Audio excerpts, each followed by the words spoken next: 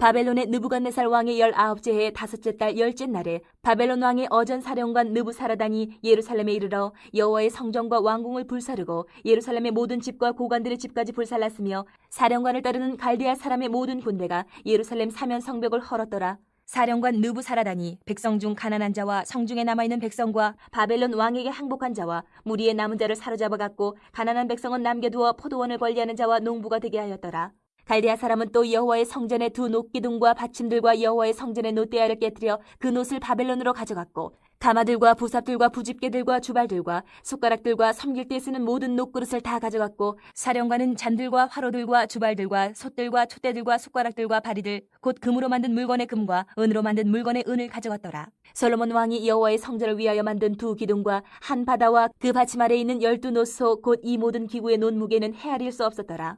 그 기둥은 한 기둥의 높이가 18규빗이요 그 둘레는 12규빗이며 그 속이 비었고 그 두께는 4손가락 두께이며 기둥 위에 논머리가 있어 그 높이가 5규빗이요 머리 사면으로 돌아가며 꾸민 망사와 석류가 다 노시며 또 다른 기둥에도 이런 모든 것과 석류가 있었더라. 그 사면에 있는 석류는 96개요 그 기둥에 둘린 그물 위에 있는 석류는 도합이 100개이었더라. 사령관이 대제사장 스라야와 부제사장 스바냐와 성전 문지기 3사람을 사로잡고 또 성 안에서 사람을 사로잡았으니 곧 군사를 거느린 지휘관 1사람과 또 성중에서 만난 왕의 내시 7명과 군인을 감독하는 군지휘관의 서기관 하나와 성 안에서 만난 평민 60명이라. 사령관 느부사라단은 그들을 사로잡아 림나에 있는 바벨론 왕에게 나아가매 바벨론의 왕이 하마 땅 림나에서 다 쳐 죽였더라. 이와 같이 유다가 사로잡혀 본국에서 떠났더라. 느부갓네살이 사로잡아간 백성은 이러하니라. 제7년에 유다인이 3023명이요 느부갓네살의 18째 해에 예루살렘에서 사로잡아간 자가 832명이요 느부갓네살의 제23년에 사령관 느부사라단이 사로잡아간 유다 사람이 745명이니 그 총수가 4600명이더라. 유다왕 여호야긴이 사로잡혀간 지 37년 곧 바벨론의 에윌무로닥 왕의 즉위 원년 12째 달 25째 날 그가 유다의 여호야긴 왕의 머리를 들어주었고 감옥에서 풀어주었더라. 그에게 친절하게 말하고 그의 자리를 그와 함께 바벨론의 있는 왕들의 자리보다 높이고 그 죄수의 의복을 갈아입혔고 그의 평생 동안 항상 왕의 앞에서 먹게 하였으며 그가 날마다 쓸 것을 바벨론의 왕에게서 받는 정량이 있었고 죽는 날까지 곧 종신토록 받았더라. 이스라엘의 종말을 기록한 이 예레미야를 보면서 저는 안타까움이라는 마음이 생겼습니다. 안타까움. 어떻게 이렇게 말을 안 들을까? 진짜 지긋지긋하게 말도 안 듣는다. 우리가 지금 이제 이 예레미야서를 보면은 참 진짜 흥미진진해요. 예레미야서를 처음부터 끝까지 이렇게 깊이 있게 보지 않았으면은 그 시간이 이제 뒤로 갔다 앞으로 갔다 하면서 예언으로 왔다가 다시 또 역사로 이렇게 이끌어 왔다가 하는 걸 보면 그냥 힘들죠. 이게 도대체 무슨 말인지 이해가 안 가고 그럴 수 있습니다만은 우리가 쭉 짚어왔기 때문에 하나님이 정말 간절했구나. 너무너무 간절하게 바벨론의 포로로 잡혀가야 한다. 너희가 회개해야 한다. 이것을 계속 촉구하셨구나. 결국에는 문제는 뭡니까? 어느 정도냐면 예레미야서에서 이제 우리가 지금 이제 좀 앞부의 부분에서 보았지만 완전히 시드기야로 인해서 멸망을 당하고 나서도 이제 완전히 가난한 사람들만 남아 있었습니다. 별로 중요하지 않다고 생각한 거죠. 바벨론에서 별로 중요하지 않다고 생각한 사람들 몇 명을 데리고 나서도 예레미야가 끝까지 남아서 이집트로 가면 안 된다고 약속을 받아내려고 했었어요. 그럼에도 불구하고 이 사람들이 이집트로 도망가 버렸습니다. 그 남아있는 사람들조차도. 그러니까 완전히 나라가 망해서 이제는 말 듣겠지 할 것도 안 듣는다는 얘기예요. 그렇게까지 말을 안 들었어요. 하나님께서 어떻게 이 이스라엘 백성들을 자꾸 정말 붙드시려고 하셨는지 한번 이 말씀을 한번 살펴보려고 하는데요. 하나님이 여호야김 때, 우리가 여호야김 때 어땠습니까? 여호야김 왕 때 계속 말씀을 주셨어요. 하나님의 진노의 칼이 바벨론이니 빨리 회개하라는, 그때는 회개하라고 그랬어요. 왜냐하면 아직 바벨론이 침공하지 않았으니까 회개해라. 하나님 앞에 돌아와라 그랬어요. 그런데 돌아오기는커녕 어떻게 합니까? 두루마리 그 예레미야의 예언을 가져다가 딱딱 찢어가면서 불에 태워버렸죠. 그리고 멸망을 예언했었던 우리아는 죽여버렸습니다. 바룩의 그 예레미야의 서기관이죠. 예레미야가 이제 서기관이었던 바룩을 데려다가 대피를 시키고 그것을 가서 읽어라 그랬을 때 백성들은 그 말을 듣고 회개하고 정말 돌아오려고 하는 사람들이 있었어요. 근데 그때 당시에 왕이었던 이 여호야김은 눈 하나 깜짝 안 하는 거예요. 눈 하나 깜짝 안 하는 거예요. 이유가 뭡니까? 제가 가만히 이 오늘 본문을 보면서 이전에 있던 말씀들을 쭉 생각해 보니까 그래, 믿는 구석이 있구나. 이 믿는 구석이 있는 게 안 좋은 거예요, 보니까. 믿는 구석이 뭐냐? 여호야김을 이집트에서 세웠잖아요. 그리고 나서는 조공을 세게 매겼습니다. 벌금을 많이 매겼어요. 근데 이 중과세 되어진 거를 여호야김은 눈 하나 깜짝 안 하고 백성들한테 물게 한 겁니다. 백성들이 이것을 막 고륙을 파가면서 이제 힘들게 내게 했는데, 그러니까 이집트가 막아줘야 될 거 아닙니까? 돈을 냈는데, 낸 게 있으니. 그래서 바벨론에 항복하라는 메시지까지 들어왔을 때에도 바벨론에 항복을 안 하는 겁니다. 이집트가 막아줄 거다. 실제도 또 그런 약간의 그런 현상도 있었어요. 이집트가 올라온 얘기를 듣고 바벨론이 살짝 피했단 말이에요. 그러니까 이게 될 것 같거든요. 이 될 것 같은 것도 문제예요. 될 것 같은 거거든. 결국에는 이 여호야김 왕 때에 바벨론이 1차 침공이 있었고, 그때 많은 백성들이 다 잡혀갔습니다. 이 멸망을 보고도 그 아들 여호야김은 또 왜 말을 안 들을까요? 오늘 말씀에서 제가 이 포로 수를 보고 깨달았어요. 그렇구나. 여전히 믿는 구석이 있구나. 1타를 맞았지만 아직도 2타가 있는 거예요. 그 말씀을 보십시오. 28절입니다. 자, 28절에 보면 거기에 이제 28절부터는 3번에 걸쳐서 포로가 몇 명씩 잡혀가는지가 나오는데요. 느부갓네살이 사로잡아간 백성은 여호야김 때입니다. 많은 왕족들과 귀족들이 잡혀갔던 때입니다. 이때는 거의 그 인재들을 이제 잡아가는 거기 때문에 그때 다 잡아가요. 그때 보시면 유다인이 3023명이 잡혀갔죠. 굉장히 많이 잡혀갔습니다. 근데 두 번째 말을 안 들었던 여호야긴 때에는 29절에 보니까 어떻게 되어 있습니까? 느부갓네살의 18째 해에 예루살렘으로 잡혀간 자가 830명.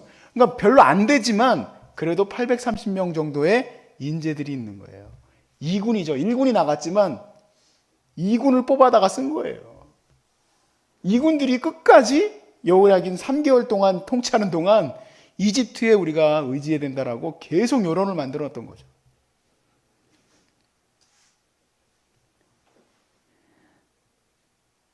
그러니까 이 사람들, 그리고 이 자기의 주변에서 이렇게 말하고 있는 이 사람들과 이런 어떤, 아직은 그래도 예루살렘 성이 있고 아직은 싸울 만하다라고 말하는 사람들에 의해서 하나님의 목소리가 들리지 않는 겁니다. 하나님의 목소리가. 그래서 여호야김과 여호야긴 때의 이 소위 말해서 유대인들의 마음을 향해서 하나님이 탄식하세요. 탄식하죠. 그 탄식의 목소리를 한번 들어봅시다. 예레미야서 22장입니다.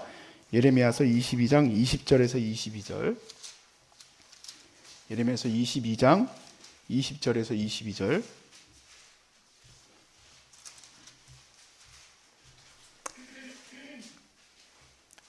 너는 레바논에 올라 외치며 바산에서 내 소리를 높이며 아바림에서 외치라. 이는 너를 사랑하는 자가 다 멸망하였음이니라. 네가 평안할 때에 내가 너에게 말하였으나, 네가 평안할 때에 말했어요. 평안할 때 회개하고 돌아와라. 그러니까 평안할 때는 당연히 안 듣겠죠. 네 말이 나는 듣지 아니하리라 하였나니 네가 어려서부터 내 목소리를 청종하지 아니함이 네 습관이다 그랬습니다. 네 목자들은 다 바람에 삼켜질 것이요 너를 사랑하는 자들은 잡혀가리니 그때 네가 반드시 네 모든 악 때문에 수치와 욕을 당하리라. 여기 앞에는 여호야김, 그리고 그 이후에는 여호야김에 대한 예언이 기록되어 있습니다. 이 말씀을 중심으로 해서. 그러면 여러분, 시드기야는 또 왜 말을 안 듣습니까? 여호야긴의 숙부. 이제 말 들어야 되지. 남은 게 뭐가 있다고? 왜 안 듣는가? 가만히 봤더니 우리가 어제 역대에서 봤죠? 교만하여. 그가 교만하여 예레미야의 말을 듣지 아니하였고, 그가 교만한 이유가 뭡니까? 사람들 손가락질이 두려워서, 창피해서. 하나님 앞에 지금 기회가 아직도 있습니다. 아직도. 비록 나라가 이렇게 멸망하고 2번이나 사람들이 잡혀 들어갔지만 아직은 하나님께서 그를 살려주실 은혜들이 있다 이 얘기예요. 그런데 오늘 본문 말씀입니다. 다시 예레미야서 52장으로 넘어오셔서 12절에서 14절 말씀에 보시면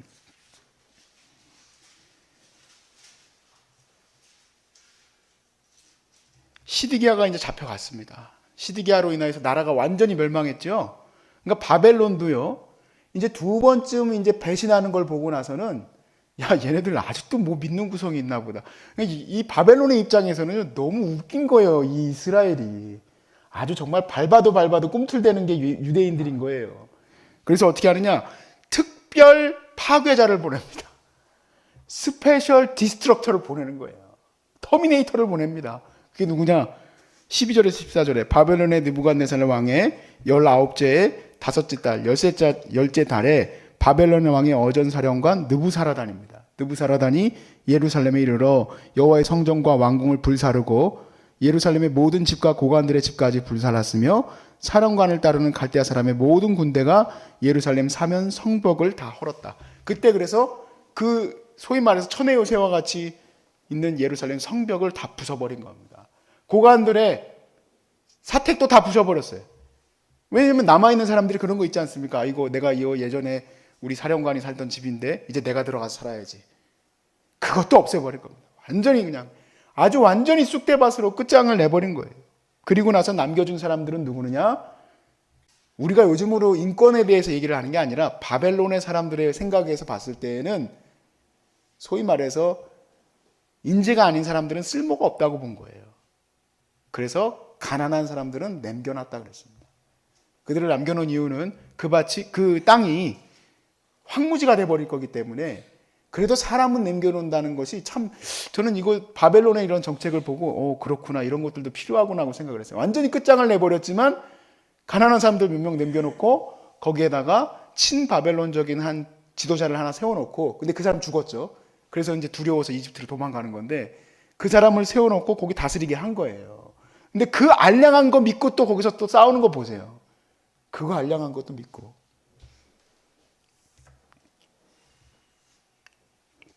그래서 완전히 파괴를 시키고 15절에서 16절에 보면 사령관 느부갓사라단이 백성 중 가난한 자와 성중에 남아있는 백성과 바벨론 왕에게 항복한 자와 무리에 남은 자를 사로잡아갔습니다. 그리고 가난한 백성은 남겨두어 포도원을 관리하는 자와 농부가 되게 하였다. 그러니까 땅이 황폐해지지만 않을 정도로 미약한 자들은 남겨놓았다 그렇습니다. 그들이 이집트로 도망하지 않으면 그래도 살 수 있습니다. 그런데 이집트로 도망하고 나서 하나님이 뭐라고 예언하십니까? 한 명도 안 살려놓겠다 이 얘기입니다. 이집트를 파괴할 때 내가 반드시 진멸하리라 그랬습니다. 반드시 진멸하리라. 그랬더니 이 군사령관이 남아있던 그 군사령관 한 명이 예레미야를 붙잡아가죠. 너도 같이 가자. 선지자 너하고 바룩하고 다 같이 가자 하고 이집트를 끌고 갔습니다.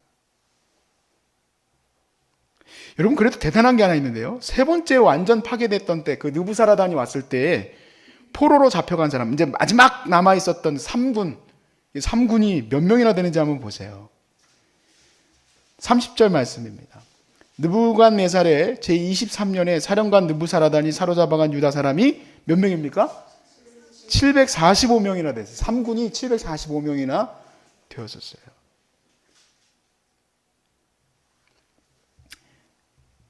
여러분 이렇게 말씀을 이제 읽고 나면 시드기야까지 이제 죽었기 때문에 우리는 이제 완전히 다윗의 씨가 말라버렸구나. 다윗의 씨가 이제 완전히 말라버렸어요. 시드기야는 요시야 왕의 그 아들 중에 하나였었는데 그도 이제 눈이 뽑히고 죽어버렸습니다. 그런데 이 다음 이야기를 읽는데요. 참 놀라운 것을 보게 돼요. 이게 예레미야가 이렇게 하고 딱 끝나는 거 아닙니까? 이제 말씀이 52장으로 이렇게 끝나는데 여기 희망을 보여준 거야. 마치 그 영화에서 보면 영화에 이제 모든 것이 끝나고 어떤 마지막에 어떤 다음 화를 기대하게 하는 거 하나가 있잖아요. 그게 딱 나와요. 뜬금없이. 그게 바로 누구냐면 어렸을 때 잡혀갔던 여호야긴이 대접을 받는 거예요. 이거 한번 보세요. 이거 재밌습니다. 이거 보시면은 31절부터 34절 말씀에 유다 왕 여호야긴이 사로잡혀간 지 37년. 사로잡혀간 지 37년이면 이제 중년을 넘어서서 이제 노년이 다 돼 가겠네요. 중년이죠. 이제 이때 당시로 보면, 우리로 보면 중년이죠.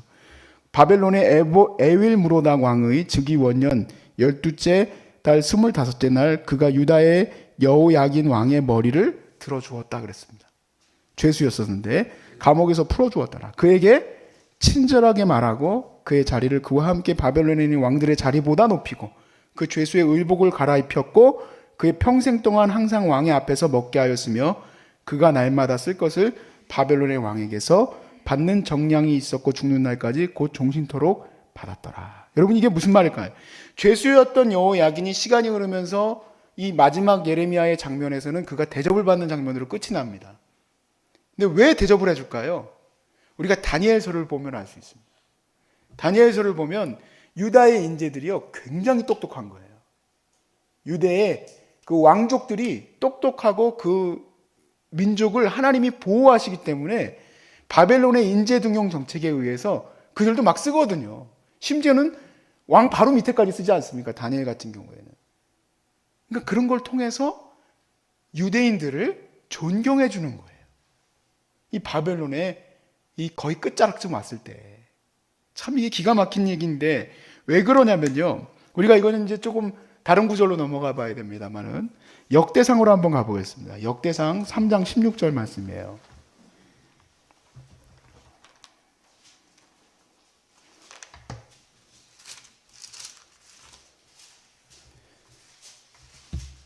자, 여러분, 이게 족보가 좀 다르게 쓰여 있다고 해가지고 오해를 하시면 안 되는 게, 이 역대상은 또 이제 그 왕족을 중심으로 쓰여지고 그 특별히 이제 선별해서 쓰이는 것이 있기 때문에 조금 다르다고 해서 이상하다고 생각하시면 안 됩니다. 자, 역대상 3장 16절에 보시면 여호야김이 나오는데 여호야김의 아들들은 그의 아들 여고냐, 그의 아들 시드기야요. 이 시드기야는 앞에 있던 시드기야하고도 다릅니다. 근데 그의 아들 여고냐 그랬어요. 근데 이 여고냐는 여태까지 그 다른 사람들하고서는 등장하지 않았었습니다. 여호야긴도 아니었고 또 누구도 아닙니까? 시드기야도 아니죠. 그런데 여호야김에게는 아들이 또 하나 있어요. 누구냐면 여고냐예요. 근데 그 17절에 여고냐가 나옵니다. 뭐라고 나왔습니까? 사로잡혀간 여고냐의 아들들은 하고 쭉 나옵니다. 그러니까 다윗의 왕조가 완전히 씨가 마른 게 아니라 여고냐라는 사람이 왕족이 끌려갈 때에 같이 끌려갔습니다. 왜 바벨론이 하나님이 바벨론을 계속 얘기를 하시냐면요. 여기 하나님의 놀라운 은혜가 있는 겁니다. 이를 통해서 우리가 19절 말씀에 이제 그 아들들이 쭉 나와요. 스룹바벨이 나옵니다. 부다야의 아들들은 스룹바벨과 하고 나오죠. 이 스룹바벨이라는 이름 자체의 뜻이 바벨론에서 나왔다는 뜻이에요.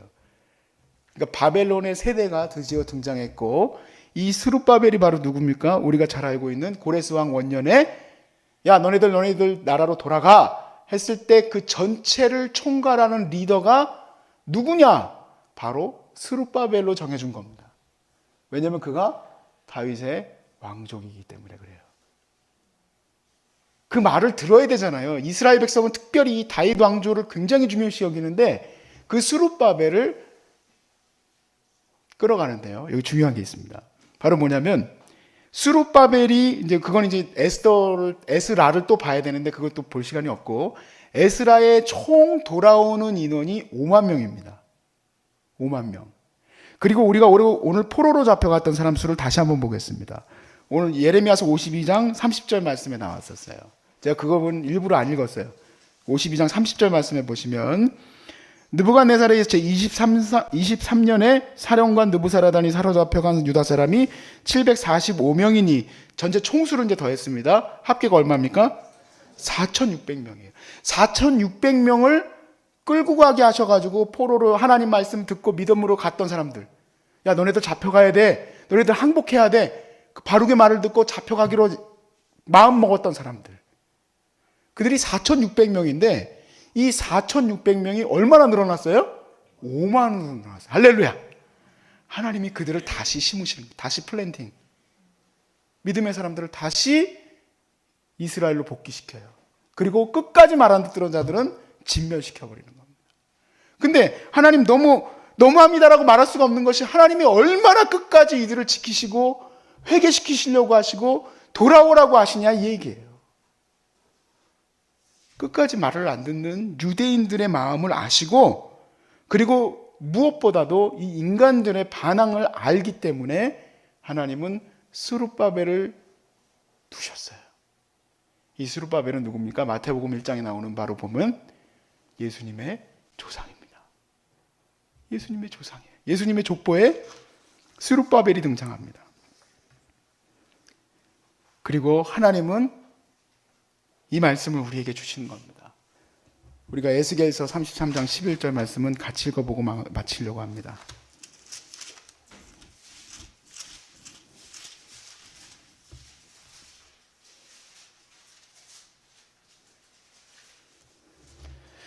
(33장 11절) 우리가 한 목소리로 같이 읽겠습니다.